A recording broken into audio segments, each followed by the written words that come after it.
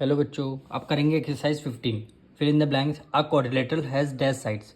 एक क्वाड्रिलेटरल की कितनी साइड्स होती हैं? अब सबसे पहले क्वाड्रिलेटरल एक बनाते हैं। ये आपका एक क्वाड्रिलेटरल है। नेमिंग कर लेते हैं ए बी सी डी। ये क्वाड्रिलेटरल है। वो कह रहा है कितनी साइड्स होती हैं, तो 1 1 2 3 4 साइड्स होती हैं। तो हमारा फर्स्ट आंसर क्या आ जाएगा? 4 साइड्स। क्वाड्रिलेटरल की 4 साइड्स होती हैं। सेकंड आंसर क्या है? A quadrilateral has dash angle. कितने एंगल होते हैं? एंगल ए हो गया, angle B, angle C and angle D. तो कितने एंगल हो गए? 4 एंगल हो गए। जितनी साइड्स होंगी उतने एंगल हो जाएंगे।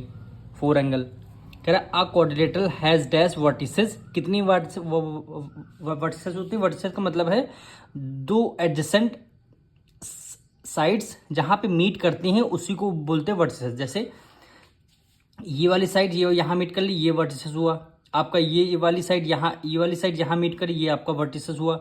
ये साइड यहाँ मीट कर रही, ये आपका वर्टिसेस हुआ। ये वाली साइड यहाँ मीट कर रही, ये आपका वर्टिसेस। यानी कितने वर्टिसेस होते हैं? 4 वर्टिसेस। कितने? 4 vertices.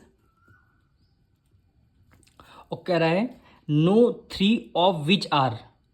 No 3 of which are का मतलब है कोलिनियर। यानी क्या होते हैं? कोलिनियर। अभी कोलिनियर हम समझा रहे हैं। कोलिनियर,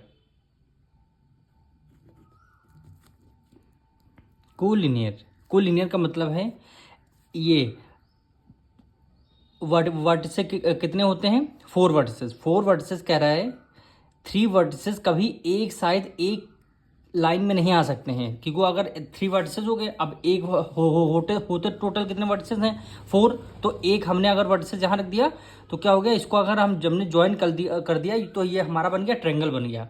इसीलिए कह रहा है 3 वर्टिसेस कभी एक साथ नहीं हो सकते। वही लिखा है नो 3 ऑफ विच आर। कह रहा है no 3 of which are collinear, यानी तीनों एक साथ नहीं हो सकती, यानी कोलिनियर हो जाएंगे तो आपका ट्रायंगल बन जाएगा। अब आपको जैसे क्वाड्रिलेटरल बनाना है तो आपको क्या करना पड़ेगा? 4 वर्टिसेस आपको लेने पड़ेंगे। तो ये आपका क्वाड्रिलेटरल तैयार है। अगर आपने 3 वर्टिसेस कोलिनियर ले लिया, अगर कोलिनियर मतलब एक लाइन में ले लिए, तो चौथा बच्चा यहाँ हो गया, तो ये आपका ट्रायंगल माना जाएगा। तो यही है कि no 3 of which are collinear. ये क्या होंगे? कोलिनियर नहीं होंगे। A quadrilateral has dash diagonal. अब देखिए ये क्वाड्रिलेटरल है। अब डायगोनल इसमें क्या हो सकती है? ये आपका AC एक डायगोनल हो गई, ये आपका BD डायगोनल हो गई। तो कितनी डायगोनल हो गई? 2। तो यहाँ पे हमारा आंसर हो जाएगा 2 डायगोनल। कितनी डायगोनल होगी? 2 डायगोनल होगी।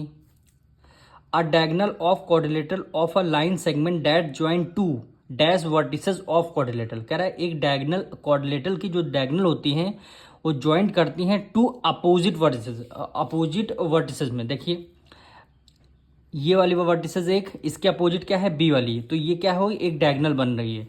तो डायगोनल का मतलब है डायगोनल किनको ज्वाइन करती हैं? Opposite vertices. तो यहाँ पे आएगा अ डायगोनल ऑफ अ क्वाड्रिलेटरल।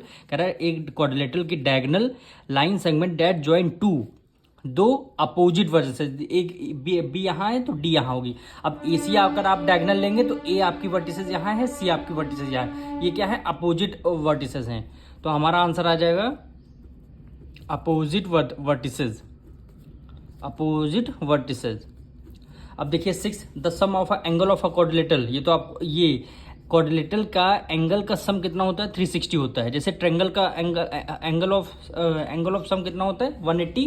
तो वैसे ही क्वाड्रिलेटरल क्या हो जाएगा? डबल हो जाएगा। तो 360 क्या हो जाएगा? इसका एंगल ऑफ अ क्वाड्रिलेटरल, यानी sum of angle of quadrilateral कितना? 360 होगा। अगर ट्रायंगल हमारा कोई होता तो angle of a sum of triangle कितना हो जाता है? 180 हो जाता है। यही हमारे क्या हो जाएंगे? यही सारे आंसर हो जाएंगे। अब मिलेंगे नेक्स्ट वीडियो में।